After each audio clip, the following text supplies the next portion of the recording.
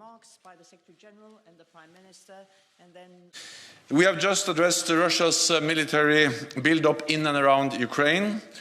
Russia has already amassed well over 100,000 combat-ready troops with heavy equipment, missiles and key enablers such as command and control and medical units.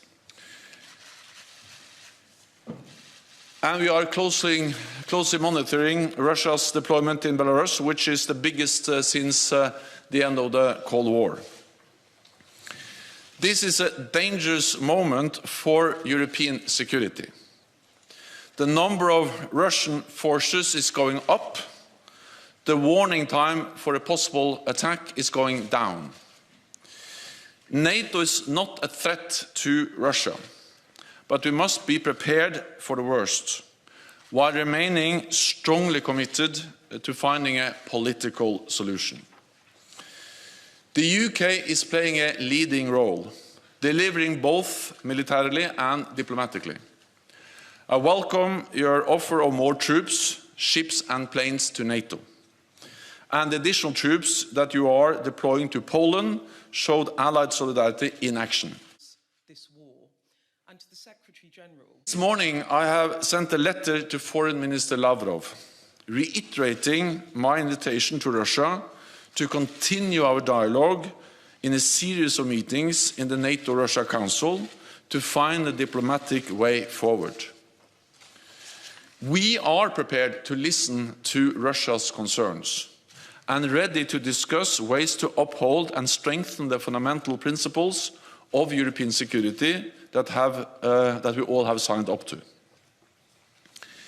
We have proposed mutual briefings on exercises and nuclear policies, ways to increase transparency and reduce risks in military activities, reduce space and cyber threats, and a serious conversation on arms control, including nuclear weapons and ground-based intermediate and shorter-range missiles.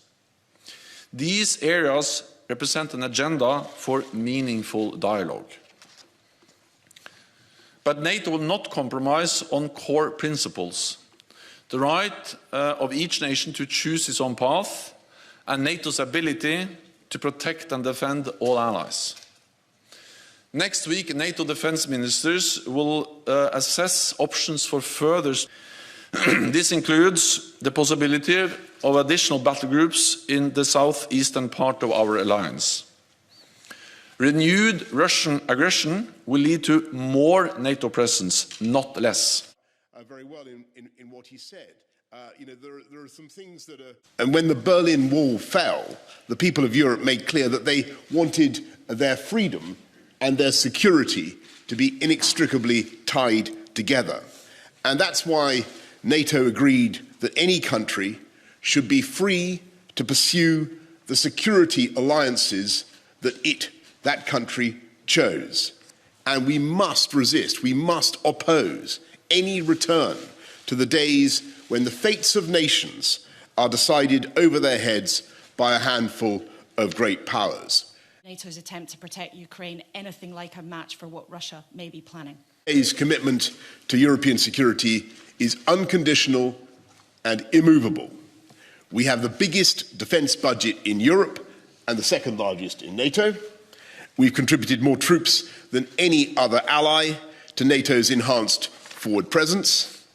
And today I've agreed with the Secretary General a package of support to strengthen further our collective security, sending troops, planes and ships to defend NATO from north to south. It's already happening. Would you, for example, in the case of an invasion, give...